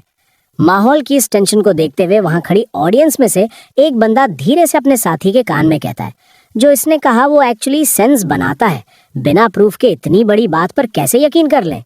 उसके पास खड़ा दूसरा बंदा भी उसकी बात से पूरी तरह सहमत होते हुए कहता है, हाँ, इसे यहीं स्पॉट पर प्रूव करना और भी ज्यादा कन्विंसिंग होगा, तभी पता चलेगा कि सू फैमिली सच बोल रही है या नहीं। ये बातें सुनते ली यूनियांग के फादर के चेहरे पर एक शैतानी मुस्कान आ जाती है। वो समझ जाते हैं कि ऑडियंस अब उनके साथ है। वो प्रेसिडेंट सू की तरफ देखकर उन्हें चिढ़ाते हुए कहते हैं, इस बारे में क्या ख्याल है प्रेसिडेंट सू? तुम इसे सबके सामने करने के लिए बहुत चिकन तो नहीं हो ना? या फिर डर लग रहा है कि तुम्हारा ये झूठ पकड़ा जाएगा? उसकी ये बदतमीजी और नीचेपन देखकर सू युक्शुए को गुस्सा तो बहुत आता है, लेकिन वो खुद पर काबू रखती हैं और ठंडे दिमाग से पूछती हैं, तुम हमसे इसे कैसे प्रूव करवाना चाहते हो? क्या है तुम्हारा प्लान? इस पर ली यूनियांग के फादर एक बहुत ही खतरनाक सजेशन देते हैं और कहते हैं, बहुत सिंपल है प्रेसिडेंट सू, इसमें डरना क्या? बस खुद को थोड़ा सा कट कर लो, ऊपर ये क्रीम लगाओ और हम सब अपनी आंखों से देखेंगे कि क्या ये सच में वैसा ही काम करती है जैसा तुमने कहा था। ये सुनकर सू युक्शुए बिना डरे एक पल के लिए सोचती है और फिर बड़े कॉन्फिडेंस के साथ चाकू निकाल कर कहती है, ठीक है, अगर तुम्हारे दिमाग की शांति इसी में है तो मैं इसे अभी प्रूव करूंगी। लेकिन जैसे ही वो चाकू अपने हाथ के पास ले जाती है, तभी पीछे से ये फैन हड़बड़ाते हुए चिल्लाता है, वाइफ रुको। ये देखकर ये फैन तुरंत भागते हुए आता है और सू युक्शुए के हाथ से वो चाकू छीन लेता है। वो एक छोटे बच्चे जैसी मासूमियत से कहता है, मेरी वाइफ युक्शुए को पर्सनली इसे करने की कोई जरूरत नहीं है, मैं इसे टेस्ट करने के लिए किसी और को लाऊंगा। मेरी वाइफ को दर्द क्यों हो? सू युक्शुए उसे ऐसा करते देख डर जाती है कि कहीं ये पागलपन में खुद को चोट ना पहुंचा ले और चिल्लाती है, चाकू जल्दी से नीचे रखो, ये फैन कुछ क्रेजी मत करना। लेकिन उनकी बात खत्म होने से पहले ही ये फैन स्टेज से एक लंबी जंप लगाता है और सीधा ली यूनियांग के फादर के सामने जाकर रुक जाता है। वो उनकी तरफ गुस्से में उंगली दिखाते हुए चिल्ला के कहता है, हे ओल्ड मैन, तुम ही अभी सबसे ज्यादा बोल रहे थे ना, आओ और इसे प्रूव करने में हमारी हेल्प करो। ली यूनियांग के फादर ये देखकर एकदम शॉक हो जाते हैं। उन्होंने सोचा भी नहीं था कि ये फैन उनके पास आ जाएगा। उनके मुंह से बस इतना निकलता है, वेट, क्या तुम ये क्या कह रहे हो? लेकिन उनके संभलने से पहले ही ये फैन तेजी से चाकू घुमाता है और सीधा उनके हाथ पर एक गहरा कट मार देता है। दर्द के मारे ली यूनियांग के फादर की चीख निकल जाती है, तुम इडियट, तुमने ये क्या किया? मेरा हाथ काट दिया। ये देखकर ये फैन बिना किसी डर के और बड़े आराम से कहता है, क्यों, क्या तुम ही डाउट नहीं कर रहे थे कि ये क्रीम यूजलेस है? मैं तो बस इसे प्रूव करने में तुम्हारी थोड़ी सी मदद कर रहा हूँ, अब देखते हैं ये काम करती है या नहीं। ये नजारा देखकर पूरी ऑडियंस दंग रह जाती है। हॉल में सन्नाटा छा जाता है। एक बंदा हैरानी में कहता है, क्या ये बंदा सच में स्टूपिड है या बस स्टूपिड होने का नाटक कर रहा है? इसने तो सच में ली जुंग पर हमला कर दिया। दूसरा शख्स उसके इस रूथलेसनेस को देखकर डर जाता है और कहता है, इसने सच में उसे कट कर दिया। ये हैंडसम गाय जितना बुरा दिखता है उससे कहीं ज्यादा खतरनाक और रूथलेस है। वहीं खड़ा एक न्यूज कैमरामैन इस पूरे सीन को डिटेल में रिकॉर्ड करते हुए कहता है, चाहे वो स्टूपिड हो या नहीं, लेकिन ली जुंग को खुद ही टेस्ट सब्जेक्ट बनाना सच में सबसे फेयर और सही तरीका है। अब सबके सामने सच आ जाएगा। इसके बाद ये फैन जबरदस्ती ली यूनियांग के फादर का इंजर्ड हाथ पकड़कर उन्हें स्टेज की तरफ खींचने लगता है और चिल्लाता है, चलो चलो स्टेज पर आओ और इसे ट्राई करो, तभी तो सबको पता चलेगा कि ये काम करती है या नहीं। युक्षोशी, मेरी वाइफ, देखो बंदा मिल गया है। बेचारे ली यूनियांग के फादर दर्द में तड़प रहे होते हैं और गिड़गिड़ाते हुए कहते हैं, थोड़ा जेंटल रहो, दर्द हो रहा है। सू युक्शवे ये सब देखकर मन ही मन मुस्कुराती है और सोचती है, हमारा फॉर्मूला चुराकर मेरे ही लॉन्च इवेंट पर मुझे नीचा दिखाने आए थे। ये कट सच में सुकून दे रहा है। ये फैन ने सही सबक सिखाया। तभी मेडिकल साइंट ली क्यानचुए आगे आते हैं और ली यूनियांग के फादर का जख्म पूरी दुनिया को दिखाते हुए कहते हैं, सब लोग ध्यान से देखो, ये कट इतना गहरा है कि अंदर से हड्डी तक दिख रही है। अब मैं इस पर अपनी बनाई हुई दवा लगाने जा रहा हूँ। ये देखकर सू युक्शवे के अंकल थोड़े परेशान हो जाते हैं और सू युक्शवे के फादर से धीरे से पूछते हैं, ब्रदर, क्या वो क्रीम सच में काम करती है? कहीं कोई गड़बड़ ना हो जाए। लेकिन सू युक्शवे के डैड पूरा भरोसा दिखाते हुए कहते हैं, युक्शवे पर भरोसा रखो, हमारी फैमिली की असली ताकत पर भरोसा रखो। लेकिन अंदर ही अंदर वो भी थोड़े डरे हुए होते हैं और भगवान से प्रार्थना करते हैं, हे भगवान, प्लीज इसे काम करने देना। सू फैमिली का पूरा फ्यूचर आज इसी पर दाम पर लगा है। लेकिन ली यूनियांग के फादर अभी भी अपने घमंड में होते हैं और दर्द के बावजूद ताना मारते हैं, तुम्हें सच में लगता है कि थोड़ी सी क्रीम इतने बड़े और गहरे कट को ठीक कर देगी? तुम सब पागल हो चुके हो और सपने देख रहे हो। लेकिन जैसे ही ली क्यानचुए वो क्रीम जख्म पर लगाते हैं, तभी वहाँ एक अजीब सी हलचल होने लगती है। जख्म के अंदर का मांस अचानक हिलने लगता है और देखते ही देखते वो जख्म अपने आप बंद होने लगता है। ये देखकर ऑडियंस की आंखें फटी की फटी रह जाती हैं और वो हैरानी में चीखने लगते हैं, ये देखो, ये तो मूव हो रहा है। कुछ लोग तो यकीन ही नहीं कर पाते और पूछते हैं कि क्या ये सीजीआई है? क्या आजकल लाइव स्ट्रीम में भी ऐसी real time special effects add किए जा सकते हैं? ये कैसे संभव है? और फिर इधर दिखाया जाता है ली जोंग को, जो एकदम हैरान रह जाता है क्योंकि उसकी अपनी स्किन मिराक्युलसली हील हो रही है और वो डरते हुए सोचता है कि ये तो नामुमकिन है, ऐसी टेक्नोलॉजी कहाँ से आई? वो अपनी आंखें फाड़े हैरानी में बोलता है कि क्या ये क्रीम सच में इतनी मिराक्युलस है? लेकिन वो इतनी आसानी से हार नहीं मानना चाहता और अपने मन में प्लान बनाते हुए सोचता है कि जब तक सबूत मिट जाएं तब तक इस सिचुएशन को पलटने का मौका है, मुझे ये निशान छुपाना होगा। वो जैसे ही अपना हाथ आगे बढ़ाता है ताकि उसे छुपा सके, तभी अचानक वांग फुगुई उसका हाथ बहुत मजबूती से पकड़ लेता है और उस पर ताना मारते हुए कहता है कि अंकल ली, नहाए नहीं हो क्या? तुम्हारे आम में इतनी खुजली क्यों हो रही है? वो आगे हंसते हुए कहता है कि लाओ मैं इसे तुम्हारे लिए खुजला देता हूँ ताकि सब देख सके। ये सुनकर ली जोंग हड़बड़ा जाता है और घबराकर मना करते हुए बोलता है कि नहीं, कोई जरूरत नहीं है, मुझे छोड़ो। इसी मोमेंट पर ले क्यानजोए उसका हाथ हवा में ऊपर उठाता है और सबको रिजल्ट दिखाते हुए कहता है कि लेडीज एंड जेंटलमैन, प्लीज देखिए, ये है हमारा रिजल्ट। ये देखकर वहां मौजूद ऑडियंस के तो होश ही उड़ जाते हैं और एक बंदा चिल्लाता है कि तेरी तो अभी वाला इतना बड़ा कट कहाँ गया? दूसरा शख्स स्किन को गौर से देखते हुए कहता है कि ये तो पहले से भी ज्यादा वाइट और सॉफ्ट हो गया है, ये तो एकदम इंसेन है, ऐसी दवा मैंने आज तक नहीं देखी। अपनी पोल खुलते देख ली जोंग गुस्से में पागल हो जाता है और चीखता है कि नामुमकिन, एकदम नामुमकिन, तुम पक्का कोई जादू का खेल कर रहे हो, ये धोखा है। लेकिन ऑडियंस पर उसकी बातों का अब कोई असर नहीं होता और टैन होंग ग्रुप का रिप्रेजेंटेटिव हैरान होकर कहता है कि ये तो सच में डिवाइन है। वो तुरंत ऐलान करता है कि मेरी कंपनी टैन होंग ग्रुप अभी की अभी 1 बिलियन का डिपॉजिट रखेगी इस प्रोडक्ट के लिए। विशिंग ग्रुप भी पीछे नहीं रहता और वो भी ऑफर देता है कि wishing group 800 million yuan deposit, हम प्रॉफिट शेयरिंग के लिए भी तैयार है, प्लीज हमारे बारे में सोचिए। फिर हाईए ग्रुप वाला भी पीछे से चिल्लाता है कि हाईए ग्रुप 1 बिलियन से शुरुआत करते हुए पूरे डिस्ट्रीब्यूशन चैनल्स खोल देगा, हमें ये पार्टनरशिप चाहिए। ये सब देखकर ली जोंग डेस्परेशन में ऑडियंस को रोकते हुए चिल्लाता है कि सब लोग एक्साइटमेंट में अपना दिमाग खराब मत करो, सच्चाई को देखो। वो लोगों को रिस्क याद दिलाते हुए कहता है कि तुम सब जानते हो कि सू फैमिली तुम्हारा कितना उधार यानी डेट ओ करती है, क्या उनके पास इतने पैसे हैं भी कि वो ये सब हैंडल कर सके? उसकी ये बात सुनकर माहौल थोड़ा ठंडा पड़ने लगता है और ऑडियंस आपस में कानाफूसी करते हुए कहती है कि ये सच है, डेट अभी तक पे नहीं हुई है और ये बहुत बड़ा रिस्क है। लोग डरते हुए बातें करने लगते हैं कि ये फैमिली को दबाया जा रहा है और सू फैमिली उनके बहुत क्लोज है, तो ये हर किसी के लिए खतरा हो सकता है। और माहौल में डेट और रिस्क की बातें चल ही रही होती हैं कि तभी अचानक एक दमदार आवाज सबको चुप करा देती है। वो बंदा बड़े कॉन्फिडेंस से कहता है कि जब मिस्टर ले उन्हें बैकिंग दे रहे हैं तो तुम किस बात से डर रहे हो, ये बस थोड़ी सी अनपेड डेट ही तो है, कोई बड़ी मुसीबत नहीं है। ये सुनकर सब हैरान हो जाते हैं। तभी वो आगे धमकी देते हुए बोलता है कि वर्स्ट केस में गो फैमिली ओल्ड सिया से साथ मिलकर सू फैमिली के सारे डिस्ट्रीब्यूशन चैनल संभाल लेगी और अब जो भी ज्यादा बकबक करेगा मैं उसे मार मार के ढेर कर दूंगा।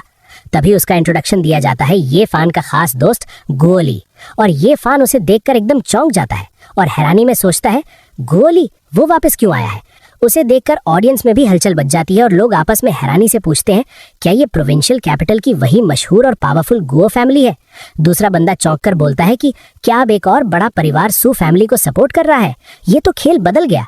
इसके बाद गोली सीधा ये फान के पास भागते हुए आता है और उसे पकड़कर बहुत इमोशन से कहता है भाई ओल्ड मैन ने मुझे जबरदस्ती ओवरसीज भेज दिया था और मुझे तुम्हारे बारे में कोई न्यूज नहीं मिल सकी। इतनी लेट आने के लिए मुझे माफ कर दो, लेट आने के लिए सॉरी। लेकिन तभी वांग फुगुई उसे देखकर गुस्से में चिल्लाता है तेरी तो गो शोचाई, तुम इतने टाइम से कहाँ गायब थे? क्या तुम्हें पता है कि पिछले कुछ सालों में हमारे लिए चीजें कितनी टफ रही हैं और हमने क्या क्या झेला है? और तभी आगे से ये फान मन में सोचता है कि गोली मुझे कभी धोखा नहीं देगा, वो मेरा सच्चा दोस्त है। लेकिन ये सब बात करने के लिए अभी सही जगह और सही वक्त नहीं है। लेकिन तभी गोली ये फान की आंखों में गौर से देखता है और उसके चेहरे पर एक अजीब सा एक्सप्रेशन आता है जिसे देखकर लगता है वो कुछ समझ गया है। वो ये फान के एकदम पास आकर धीरे से पूछता है भाई क्या तुम बेवकूफ होने का नाटक कर रहे हो? ये सुनते ही ये फान एकदम शॉक रह जाता है। क्या भाई, ये बंदा तो सच में बहुत ज्यादा स्मार्ट निकला। इसने एक झटके में ये फैन की एक्टिंग पकड़ ली। लेकिन अफसोस चैप्टर यहीं खत्म हो गया है और तब तक के लिए बाय बाय। तो जैसा कि हमने पिछले एपिसोड में देखा था कि गोली को भी ये बात समझ में आ गई थी कि ये फान पागल नहीं है बल्कि ये सब एक बड़ा नाटक है। और तभी इधर ये फान मन ही मन सोचता है गोली ये आदमी हमेशा से स्मार्ट रहा है, सिर्फ स्मार्ट ही नहीं बल्कि मेरे लिए लॉयल भी। और इस वक्त मुझे अपने साइड में एक ऐसे ही भरोसेमंद कॉन्फिडेंट की जरूरत है जो बिना बोले मेरी बात समझ सके। और उसके बाद वो गोली को एक छोटी सी स्माइल दे देता है। ये फैन का वो साइलेंट सिग्नल मिलते ही गोली भी तुरंत समझ जाता है कि अब आगे क्या करना है। उसकी आंखों में एक चमक आती है और वो तुरंत रिप्लाई करता है समझ गया। इस पॉइंट पर बिना एक सेकंड वेस्ट किए गोली माइक्रोफोन उठाता है और पूरे क्राउड को एड्रेस करते हुए माहौल बनाने लगता है। वो कहता है लेडीज एंड जेंटलमैन, आप सब ने अपनी आंखों से स्नो रेडियंस ब्यूटी क्रीम के मिरेकल इफेक्ट्स देख लिए हैं।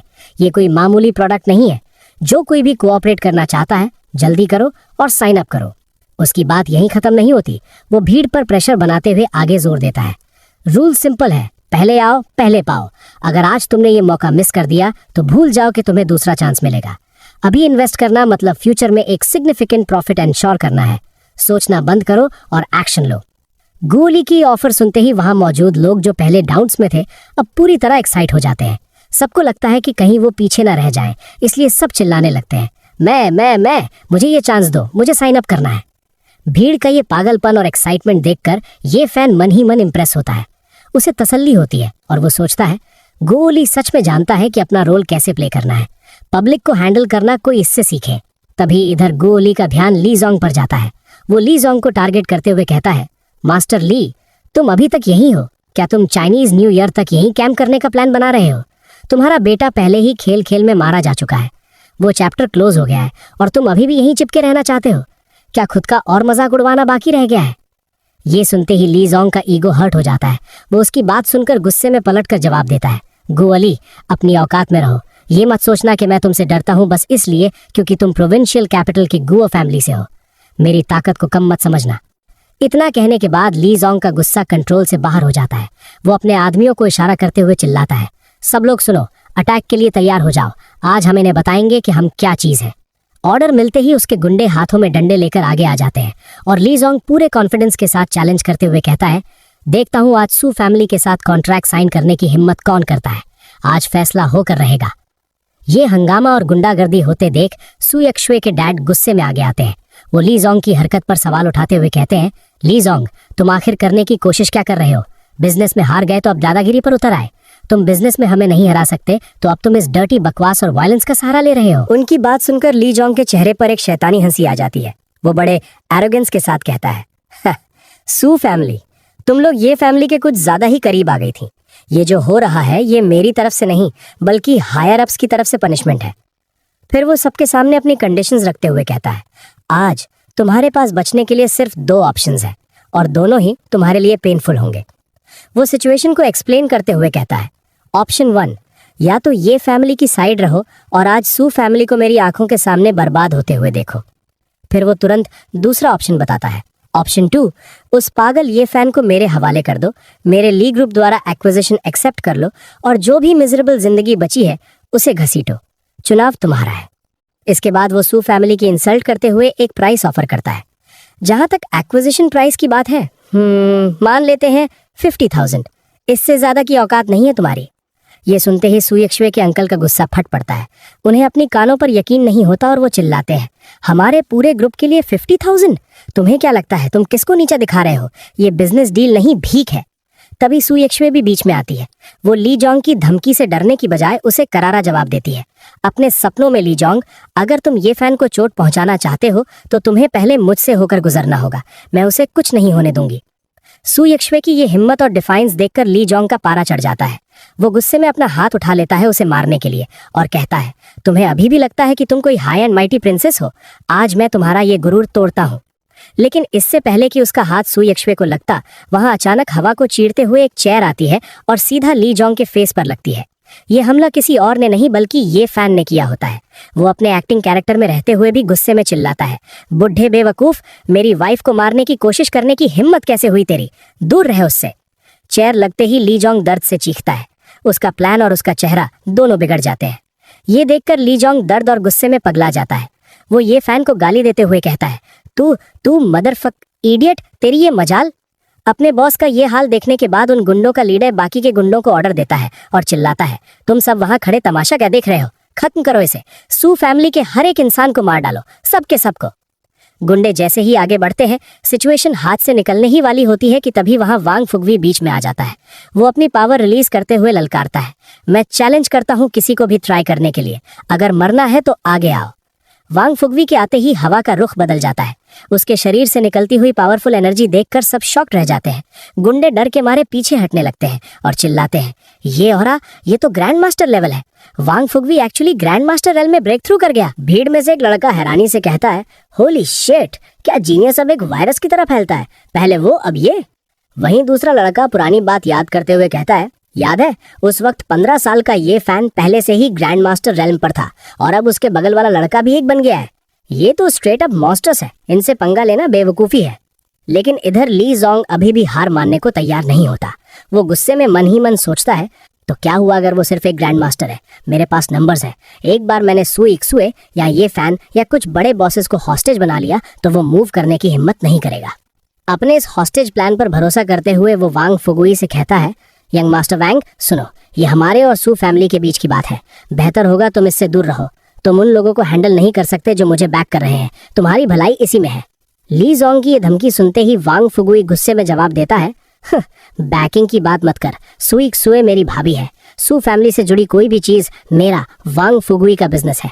इसके बाद वो ली जोंग के करीब जाकर उसे फाइनल वार्निंग देते हुए कहता है, अभी के अभी दफा हो जाओ, वरना मैं तुम्हें विश करने पर मजबूर कर दूंगा कि तुम कभी पैदा ही ना हुए होते। वांग फुगुई अभी आगे बढ़ने ही वाला होता है कि तभी पीछे से गुओ ली उसका कंधा पकड़कर उसे रोक लेता है और कहता है, बस बस, तुम्हारी बोलने की बारी हो गई, अब मेरी बारी है एक्शन लेने की। ये कहते ही गुओ ली आगे बढ़ता है और अपनी ताकत का इस्तेमाल करते हुए एक पावरफुल अटैक करता है। उसके इम्पैक्ट से वहां खड़े गुंडे हवा में उड़ जाते हैं जैसे वो तिनके हों।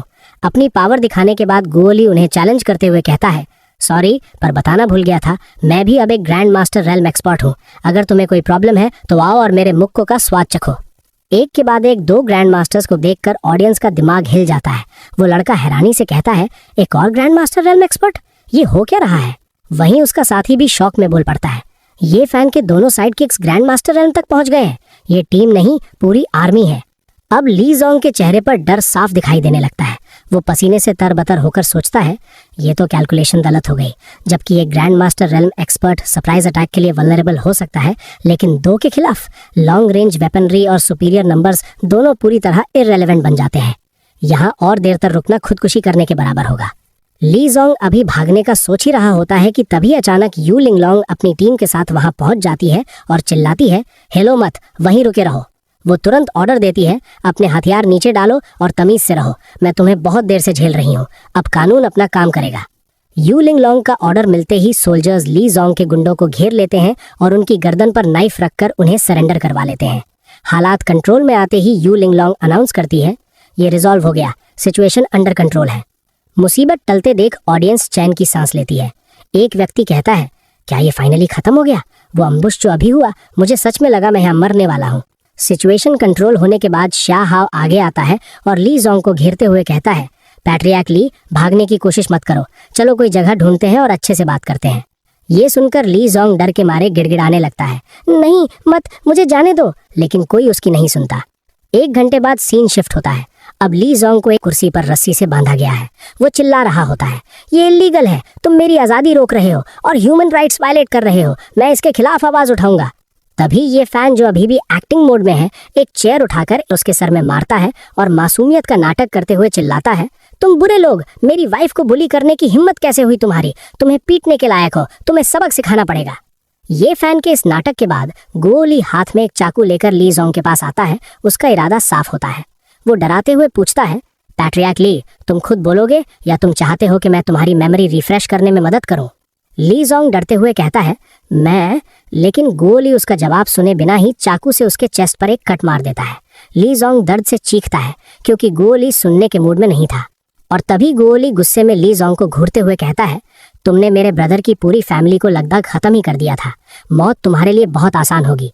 अगर तुमने अभी नहीं बोला तो मुझे रफ होने के लिए ब्लेम मत करना, सच उगल दो। मौत को अपने सामने देखकर ली जोंग की हिम्मत टूट जाती है और वो चिल्लाता है, मैं बोलूंगा, प्लीज रुको। ये एक्शन प्रोविंशियल कैपिटल के पैट्रियार्क लियू रान द्वारा ऑर्केस्ट्रेट किया गया था। मैं बस ऑर्डर्स फॉलो कर रहा था, मेरा कोई प्लान नहीं था। वो आगे बताता है, वे लोग डिवाइन डॉक्टर ली को यंग मास्टर ये का इलाज करने से रोकने की साजिश कर रहे हैं। एक high level figure personally check करने आ रहा है कि क्या ये फैन रिकवर हो गया है और प्रोविंशियल कैपिटल से और भी रीइंफोर्समेंट्स भेजे जा रहे हैं। उसकी ये बात सुनते ही गोली उसके जख्मी चेस्ट में चाकू को और अंदर घुसा देता है और गुस्से में कहता है, ये बेकार बातें मत करो, हमें कुछ ऐसा बताओ जो हमें पहले से पता ना हो, कुछ काम की बात बोलो। गोली का सवाल सुनकर ली जोंग चुप रहता है तो गोली गुस्से में वही चाकू ली जोंग की चेस्ट में और जोर से घुसा देता है। दर्द से चीखते हुए ली जोंग हार मान लेता है और चिल्लाता है, मैं बोलूंगा, प्लीज रुको। लियू रान के साथ 2 लोग काम कर रहे हैं। एक को मिलिट्री में लोन वुल्फ कहा जाता है और दूसरा कैपिटल का यंग मास्टर जो है। फैमिलीज को खत्म करने के अलावा वे लोग एक ऐसी चीज भी ढूंढ रहे हैं जो रैपिड कॉम्बैट पावर बढ़ा सके, बस यही सच है। ये सुनते ही ये फैन की आंखें सिकुड़ जाती हैं। ये इन्फॉर्मेशन नहीं थी। वो गंभीर होकर सोचता है, ऐसी चीज जो कॉम्बैट पावर बढ़ा सके वो क्या है? वो मन ही मन एक फैसला लेते हुए कहता है, जो कुछ भी हो हमें ध्यान से प्लान करना होगा, क्योंकि उन्होंने आने का फैसला किया है तो हमें इंश्योर करेंगे कि वो कभी वापस न जा पाए। उनका आना तय है तो उनका मरना भी तय होगा। इसी बीच सीन चेंज होता है और हम नॉर्थ वेस्ट का नज़ारा देखते हैं, जहां रात के अंधेरे में एक बड़ा मैंशन दिखाई देता है। वहां अंदर एल्डर जैंग एक बड़ी स्क्रीन पर देख रहा होता है जिसमें ली जोंग के लोग रस्सी से बंधे हुए और घुटनों पर दिख रहे हैं, जो कि उनके प्लान की फेलियर का सबूत है। अपने प्लान को फेल होते देख एल्डर जैंग गुस्से में अपने सबॉर्डिनेट पर भड़क उठता है और कहता है, क्या तुम्हारे प्लान का यही रिजल्ट है? सू ग्रुप को स्पॉटलाइट स्टील करने दिया जबकि ली फैमिली पूरी तरह से वाइप आउट हो गई। तुमने मेरी नाक कटवा दी। उसकी डांट सुनकर सबॉर्डिनेट डरते हुए कहता है, एल्डर प्लीज शांत हो जाइए, मैंने एक्सपेक्ट नहीं किया था कि उनकी डिफेंसेस इतनी टाइट होंगी। लेकिन एल्डर जैंग का गुस्सा शांत नहीं होता। वो चिंता जताते हुए कहता है, अगर ये ऐसे ही चलता रहा तो दूसरे लोग हमें कैसे देखेंगे? वो खुलेआम हमारा विरोध कर रहे हैं, उनका कुछ नुकसान नहीं हो रहा और वो टोटल विक्ट्री क्लेम करने के लिए प्रेस कॉन्फ्रेंस भी होल्ड कर रहे हैं। ये बर्दाश्त के बाहर है। ये बोलते ही वो एक खतरनाक फैसला लेता है और कहता है, अब बहुत हुआ, मैं खुद यूनिवर्सिटी जाऊंगा और ये फैन को हमेशा के लिए खत्म कर दूंगा ताकि आगे की परेशानी ही मिट जाए। इस बार कोई गलती नहीं होगी। वापस यूनिवर्सिटी में माहौल खुशी का होता है। सुएक शुए खुशी से ये फैन को गले लगा लेती है और इमोशनल होकर कहती है, हस्बैंड थैंक यू, तुम्हारे बिना इतने सारे लोग मेरी मदद करने के लिए कभी आगे नहीं आते। आज तुमने सब बचा लिया। ये सुनकर ये फैन अपने इनोसेंट हस्बैंड वाले रोल में वापस आ जाता है और हंसते हुए कहता है, यिक्शवे मेरी वाइफ है, ऑफकोर्स मैं तुम्हें प्रोटेक्ट करूंगा और सारे बैड गाइज को पीटूंगा, कोई तुम्हें हाथ भी नहीं लगा सकता। उन दोनों को देखते हुए यू लिंगलोंग सोच में पड़ जाती है। वो मन ही मन एनालाइज करती है, ये बंदा इतने सारे केपेबल लोगों को इकट्ठा कर सकता है, क्या ये सच में बस एक बेवकूफ हो सकता है? कुछ तो गड़बड़ है। खैर चाहे जो हो, मैं एंड तक इसके साथ चिपकी रहूंगी और सच पता लगा लूंगी। इसके बाद सुईक शुए हाथ में वाइन ग्लास लेकर सबको एड्रेस करती है और कहती है, सीनियर्स और दोस्तों, आज मेरी मदद करने के लिए आप सबका शुक्रिया। लेकिन वो अपनी बात पूरी कर पाती उससे पहले ही वहां अचानक कुछ सोल्जर्स आ धमकते हैं और जश्न का माहौल फिर से टेंशन में बदल जाता है। उन सोल्जर्स में से एक आगे आकर जोर से अनाउंस करता है ताकि सब सुन सके, हमें मल्टीपल सोर्सेज से पक्की रिपोर्ट्स मिली हैं कि तुम लोग इल्लीगल फंड रेजिंग चला रहे हो और फेक मेडिसिन की फॉल्स एडवर्टाइजिंग में इन्वॉल्व हो। ये बहुत सीरियस फाइनेंशियल क्राइम है, इसलिए जो भी यहाँ पर्सन इंचार्ज है उसे इन्वेस्टिगेशन में कोऑपरेट करना होगा और हमारे साथ चलना होगा। और सुन लो, कानून के मुताबिक इन्वेस्टिगेशन पूरी होने तक कंपनी के सारे अकाउंट्स फ्रीज कर दिए गए हैं। ये अचानक लगा आरोप सुनकर सू यक्षिप पूरी तरह हैरान रह जाती है। उसे यकीन नहीं होता कि इतनी बड़ी सक्सेस के दिन ऐसा कुछ हो रहा है। वो तुरंत सफाई देते हुए कहती है, आप लोग जरूर किसी बड़ी गलतफहमी का शिकार हुए हैं। ये कोई इलीगल फंड रेजिंग नहीं है, ये एक नॉर्मल बिजनेस प्रोसेस है। ये सिर्फ ऑर्डर डिपॉजिट्स हैं जो क्लाइंट्स ने अपनी मर्जी से दिए हैं। एक लेजिटिमेट बिजनेस ट्रांजैक्शन को आप इलीगल फंड रेजिंग कैसे बुला सकते हैं? उसकी इस दलील पर वो सोल्जर बिल्कुल ठंडे और रूखेपन से जवाब देता है, मिस सू, सॉरी, लेकिन हम यहाँ डिबेट करने नहीं आए हैं। हम बस ऑर्डर फॉलो कर रहे हैं जो हमें ऊपर से मिले हैं। प्लीज सीन क्रिएट ना करें और कंपनी के कोर मेंबर्स को हमारे साथ भेजें ताकि हम इंक्वायरी शुरू कर सकें। मामला बिगड़ता देख यू लिंगलोंग गुस्से में बीच में आ जाती है। वो उन सोल्जर्स को ललकारते हुए कहती है, तुम्हारी हिम्मत कैसे हुई यहाँ घुसने की? तुम दिन दहाड़े बिना किसी ठोस सबूत के लोगों को अरेस्ट कर रहे हो। मैं यहीं खड़ी हूँ, अगर हिम्मत है तो एक कदम आगे बढ़ाकर दिखाओ, मैं देखती हूँ तुम किसका ऑर्डर फॉलो कर रहे हो। लेकिन वो सोल्जर यू लिंगलोंग को पहचानता है, फिर भी वो उसे वार्न करते हुए कहता है, मिस यू, हम जानते हैं आप कौन है, लेकिन प्लीज हमारे लिए और खुद के लिए चीजें मुश्किल मत बनाइए। ये मामला आपकी पहुंच से बड़ा है। यू लिंगलोंग पलटकर गुस्से में जवाब देती है, तुम्हारे लिए चीजें मुश्किल बनाओ? असल में तुम वो लोग हो जो यक्षे के लिए जानबूझकर मुश्किलें पैदा कर रहे हो। तुम्हें लगता है मुझे समझ नहीं आ रहा? अगर आज उसे यहाँ से ले जाया गया और ये खबर बाहर फैल गई तो सू फैमिली की रेपुटेशन पूरी तरह बर्बाद हो जाएगी। ये अरेस्ट नहीं, ये कैरेक्टर असैसिनेशन है। ये सब होता देख ये फन परेशान हो जाता है। वो सिचुएशन को एनालाइज करता है और सोचता है, ये लोग तैयारी के साथ आए हैं। मेरे पास इस सिचुएशन को रिजॉल्व करने के अभी भी कई तरीके हैं। मैं एक कॉल पर इन्हें गायब करवा सकता हूँ, लेकिन उन्हें अभी यूज करना बहुत जल्दी होगा। मेरी आइडेंटिटी रिवील हो जाएगी। मुझे क्या करना चाहिए जो बिना शक पैदा किए ये मुसीबत टल जाए? ये फान अभी कोई रास्ता सोच ही रहा होता है कि तभी वहां अचानक एक और ग्रुप आता है जिसमें गुओ फेई लीड कर रहा होता है।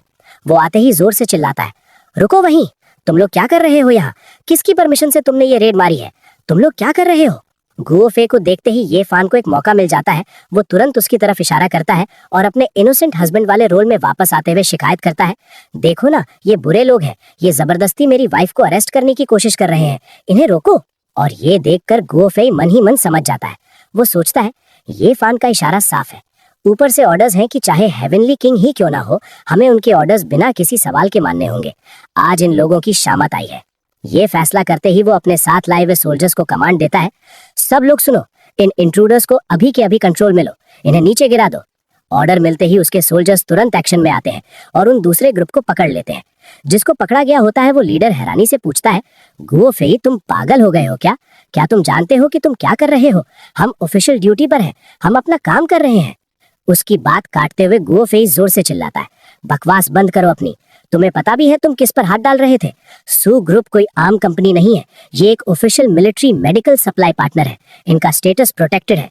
जो कोई भी उन्हें टच करेगा वो सीधा हमारा दुश्मन है।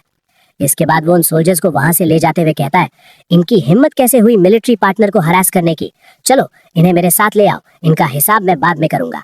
मुसीबत टलते ही ये फान राहत की सांस लेता है क्योंकि सिचुएशन संभल गई थी, लेकिन मन ही मन वो जानता है कि ये अंत नहीं है। वो सोचता है, ये मामला अभी के लिए रिजॉल्व हो गया है, गुओ फेई ने बचा लिया, लेकिन अगली बार वो और बड़ी तैयारी के साथ आएंगे। अगली बार डेफिनेटली होगी। इस खतरे को भांपते हुए वो एक गंभीर फैसला लेता है, अब मैं और डिफेंसिव नहीं खेल सकता। अब सच में वक्त आ गया है उस चीज को शुरू करने का, वो प्लान जो इन सब की जड़ों को हिला कर रख देगा। और गाइस, यहाँ पर चैप्टर खत्म होता है और तब तक के लिए बाय बाय। जैसा कि हमने पिछले एपिसोड में देखा था, ये फैन ने फाइनली वो डिसीजन ले ही लिया था जिसका वेट एक लंबे टाइम से था। उसने डिसाइड कर लिया था कि अब उस चीज को स्टार्ट करने का सही समय आ चुका है। और इस सीरियस डिसीजन के बाद सीन शिफ्ट होता है वॉशरूम की तरफ, जहां ये फैन अपने फोन पर एक बहुत ही स्पेशल नंबर डायल करता है। कॉल कनेक्ट होते बिना किसी इधर उधर की बातें किए वो सीधा एक कोड लैंग्वेज में अपनी बात रखता है और कहता है, डकवीट से हवा बहने लगी है और ये लंबी रात अब इटर्निटी तक जाएगी। ये बात सुनते ही फोन के दूसरी तरफ वाले इंसान के दिमाग में सारी सिचुएशन क्लियर हो जाती है। ये बंदा कोई और नहीं बल्कि पंगहाय है, जो ज्यूजू ग्रुप का प्रेसिडेंट और टियानजी पवेलियन का चीफ स्टीवर्ड है। उस कोड का मतलब समझते ही वो बड़ी रिस्पेक्ट के साथ जवाब देता है, आपका सबॉर्डिनेट पंघाय नए अपॉइंट हुए पवेलियन मास्टर को अपना रिस्पेक्ट पे करता है। इस ओल्ड सर्वेंट ने पूरे 20 साल इस पल का वेट किया है। क्या फाइनली वो टाइम आ गया है जब टियानजी पवेलियन फिर से खुलने जा रहा है? पंघाई की आवाज में जो उम्मीद और एक्साइटमेंट थी वो साफ बता रही थी कि ये मोमेंट उसके लिए कितना बड़ा है। ये फैन उसकी एक्साइटमेंट को फील करते हुए काम टोन में कंफर्म करता है, हाँ, लेकिन अभी पर्दे हटाने का या कुछ भी रिवील करने का टाइम नहीं आया है। जब तक बहुत जरूरी ना हो मुझसे कांटेक्ट मत करना, हमें अभी अंधेरे में रहकर ही काम करना होगा। इसके बाद ये फैन सीधा पॉइंट पर आता है और अगला ऑर्डर देता है। यून सिटी में सू ग्रुप के जो अकाउंट्स फ्रीज किए गए हैं, मुझे वो अगले 10 मिनट के अंदर पूरी तरह अनफ्रीज चाहिए। और इसके अलावा सू ग्रुप से रिलेटेड जितनी भी नेगेटिव न्यूज मार्केट में फैलाई गई है उसे पूरी तरह दबा दिया जाए। क्या ये काम हो सकता है? अपने मास्टर का ऑर्डर मिलते ही पंघाई की आवाज में एक अलग ही कॉन्फिडेंस आ जाता है। वो तुरंत कहता है, आप टेंशन ना ले पवेलियन मास्टर, इस काम को पूरा करने के लिए मैं अपनी पूरी पावर लगा दूंगा। ये मामला सॉल्व हो गया समझिए। ये कमिटमेंट देते ही कॉल कट हो जाता है। कॉल रखते ही पंघाई के लिए टाइम की वैल्यू बढ़ जाती है। वो अपने ऑफिस से बाहर निकलता है और अपने स्टाफ के पास पहुंचकर बिना टाइम वेस्ट किए एकदम बॉसी और अग्रेसिव टोन में ऑर्डर देता है, सब लोग ध्यान से सुनो, SSS लेवल एक्शन ऑर्डर्स को एक्टिवेट करो। हमारा टारगेट यून सिटी का सू ग्रुप है। अगले 10 मिनट के अंदर उनकी सारी प्रॉब्लम्स रिजॉल्व हो जानी चाहिए। मुझे रिजल्ट्स चाहिए, एक्सक्यूजेज नहीं। ये सुनते ही उसके सारे टीम मेंबर्स एक सुर में चिल्लाकर जवाब देते हैं, यस सर। इस पॉइंट पर सीन सीधा शिफ्ट होता है हुआकी बैंक के ऑफिस में, जहां बैंक का प्रेसिडेंट चियान ताओ अपनी चेयर पर बैठा होता है, बिल्कुल अनजान कि उसके साथ क्या होने वाला है। अचानक उसका फोन बजता है और वो जैसे ही कॉल उठाता है, दूसरी तरफ से गवर्नर जनरल की गुस्से भरी आवाज उसके कानों में पड़ती है। वो चीखते हुए पूछते हैं, चियान ताओ, तुम आखिर कर क्या रहे हो? किसके कहने पर तुमने सू फैमिली के अकाउंट्स फ्रीज किए? तुम्हें आइडिया भी है तुमने किस मुसीबत को इन्वाइट किया है? ये सुनकर चियान ताओ की समझ में नहीं आता कि जवाब क्या दे। वो हकलाते हुए एक्सप्लेनेशन देने की कोशिश करता है, वो तो प्रोविंशियल कैपिटल के एक लीडर थे, ली फैमिली से, उन्होंने ही मुझे कहा था। लेकिन सामने से गवर्नर जनरल का गुस्सा शांत होने के बजाय और बढ़ जाता है। वो उसे बीच में ही इंटरप्ट करते हुए धमकी देते हैं, कौन सा लीडर? किसकी बात कर रहे हो तुम? तुम्हें पता भी है सू फैमिली ज़्वांगवू मिलिट्री जोन की स्ट्रेटेजिक पार्टनर है। जिसने भी उन्हें टच किया है उन्हें मिलिट्री वाले ऑलरेडी उठाकर ले गए हैं। क्या तुम खुद को मरवाना चाहते हो? क्या तुम चाहते हो तुम्हारा हाल भी वही हो? मतलब साफ था। मिलिट्री का नाम सुनते ही चियान ताओ के पैरों तले जमीन खिसक जाती है। वो डर के मारे कांपने लगता है और डरते हुए कहता है, क्या मिलिट्री? मैं तुरंत उनके अकाउंट्स अनफ्रीज करता हूँ, मुझसे गलती हो गई। कॉल कट होने के बाद भी चियान ताओ का डर कम नहीं होता, बल्कि बात घूम फिर कर यहीं आ जाती है कि अब वो बचेगा कैसे। वो खुद से मंबल करता है, नहीं, सिर्फ अकाउंट्स खोलने से काम नहीं चलेगा, मुझे ली फैमिली के साथ चीजें क्लियर करनी होंगी। ये प्रॉब्लम मेरी लिमिट से बाहर जा रही है। वो अभी ये सोच ही रहा होता है कि तभी उसकी नजर मोबाइल पर चल रही ब्रेकिंग न्यूज पर पड़ती है, जहां पर बताया गया था प्रोविंशियल कैपिटल के ली सरनेम वाले लीडर को सीरियस क्राइम्स के लिए अरेस्ट कर लिया गया है। ये न्यूज देखते ही चियान ताओ को रियलाइज हो जाता है कि अब बचने का कोई रास्ता नहीं बचा। वो शॉक में कहता है, खत्म, सब कुछ खत्म हो गया, मेरा फ्यूचर, मेरी लाइफ, सब बर्बाद हो गया। दूसरी तरफ सू ग्रुप के ऑफिस में एटमॉस्फेयर अभी भी टेंशन से भरा हुआ था। ले क्यानजुए सू एक्सुए को समझाते हुए कहता है, सिचुएशन की सीरियसनेस को देखते हुए अकाउंट्स को अनफ्रीज होने में थोड़ा टाइम लग सकता है। तब तक मैं अपने कुछ पुराने दोस्तों से बात करके फंड्स अरेंज करने की कोशिश करता हूँ ताकि हम इस क्राइसिस से निकल सकें। उसकी बात अभी पूरी भी नहीं हुई थी कि तभी एक एम्प्लॉय दौड़ते हुए अंदर आता है और खुशी से चिल्लाता है, प्रेसिडेंट सू, हमारे अकाउंट्स नॉर्मल हो गए हैं, अभी बैंक से कॉल आया था, सब कुछ ठीक हो गया है। ये सुनते ही सब हैरान रह जाते हैं क्योंकि ये इम्पॉसिबल लग रहा था। एम्प्लॉय आगे बताता है, उन्होंने कहा कि ये बस एक ऑपरेशनल एरर था और उन्होंने अपनी गलती के लिए सॉरी भी बोला है। ये सुनकर सू एक्सुए को बिलीव नहीं होता क्योंकि ये रीजन गले नहीं उतर रहा था। वो शॉक होकर पूछती है, क्या एरर? पुलिस ने सब कुछ साफ साफ बताया था, उन्होंने फ्रीज किया था, तो ये गलती कैसे हो सकती है? उसका दिमाग तेजी से चलने लगता है और वो तुरंत पास खड़ी यू लिंगलोंग से पूछती है, सिस्टर लिंगलोंग, क्या ये तुम्हारे लोगों ने किया? क्या तुम्हारी वजह से ये मिरेकल हुआ? लेकिन यू लिंगलोंग खुद इस बात से अनजान थी। वो मना करते हुए कहती है, बिल्कुल नहीं, जिन लोगों को मैंने कांटेक्ट किया था वो अभी भी कॉल्स ही कर रहे हैं, उनका रिस्पॉन्स आना बाकी है। अगर वो मेरे लोग होते तब भी वो इतनी जल्दी अकाउंट्स अनफ्रीज नहीं करवा सकते थे, ये किसी और का काम है। इसी बात को आगे बढ़ाते हुए सू एक्सुए और भी कंफ्यूज हो जाती है और सोचती है, अगर ये वो लोग नहीं थे जिनसे हमने हेल्प मांगी थी तो आखिर ये किया किसने? कौन है जो बिहाइंड द सीन्स हमारी हेल्प कर रहा है? इसी वक्त शाह हाओ चुपचाप ये सब देख रहा होता है और उसकी सोच बाकियों से अलग थी। उसकी नजर सीधा ये फैन पर टिकी होती है जो बिल्कुल साइलेंट खड़ा था। शाह हाओ मन ही मन सोचता है, यंग मास्टर ये के पीछे आखिर कैसी पावर है जो उन्होंने 10 मिनट के अंदर सब कुछ इतने परफेक्ट तरीके से सॉल्व कर दिया। इतना तेज एक्शन, इतनी पावर, ये सिर्फ यंग मास्टर यही कर सकते हैं, है ना? तभी वैंग फुगवी एक्साइटेड होकर सबको आवाज देता है, जल्दी देखो न्यूज पर क्या आ रहा है। सब लोग तुरंत न्यूज चेक करते हैं तो देखते हैं कि हॉट सर्च लिस्ट पूरी तरह बदल चुकी है।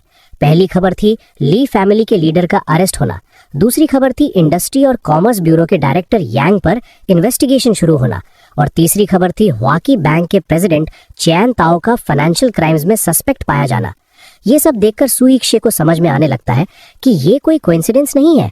वो स्क्रीन को देखते हुए कहती है, इंडस्ट्री और कॉमर्स ब्यूरो, टैक्सेशन, बैंकिंग और ऊपर से प्रोविंशियल कैपिटल का वो बड़ा लीडर, क्या ये वो पूरी चेन नहीं थी जो हमारे खिलाफ थी? और ये सब के सब एक साथ इसी वक्त पकड़े गए, ये कैसे पॉसिबल है? सू यिक्शे अभी ये सोच ही रही होती है कि अचानक उसका फोन बज उठता है। जैसे ही वो कॉल रिसीव करती है, दूसरी तरफ से एक नई आवाज आती है। हेलो मिस सू, मैं चेनवी बोल रहा हूँ, ह्वाकी बैंक का नया प्रेसिडेंट। सबसे पहले ह्वाकी बैंक की तरफ से मैं आपसे दिल से माफी मांगता हूँ। वो आगे कहता है, हम एक स्पेशल प्रेस कॉन्फ्रेंस रखेंगे जिसमें हम पब्लिक को सारी बात एक्सप्लेन करेंगे ताकि सू ग्रुप की रेपुटेशन वापस रिस्टोर हो सके। जो नुकसान हुआ है हम उसकी भरपाई करेंगे। इतना हम्बल ऑफर सुनकर सू यिक्शे हेजिटेट करते हुए कहती है, लेकिन इसमें बहुत ज्यादा परेशानी नहीं होगी, आपको इतना करने की जरूरत नहीं है। चैन वे तुरंत जवाब देता है, बिल्कुल नहीं, ये तो कम से कम है जो हम कर सकते हैं। उसकी बात यहीं खत्म नहीं होती। वो एक ऐसी बात बोलता है जो सू यिक्शे को पूरी तरह शॉक कर देती है। वैसे जूजो ग्रुप के प्रेसिडेंट पांग हाय ने आपको याद किया है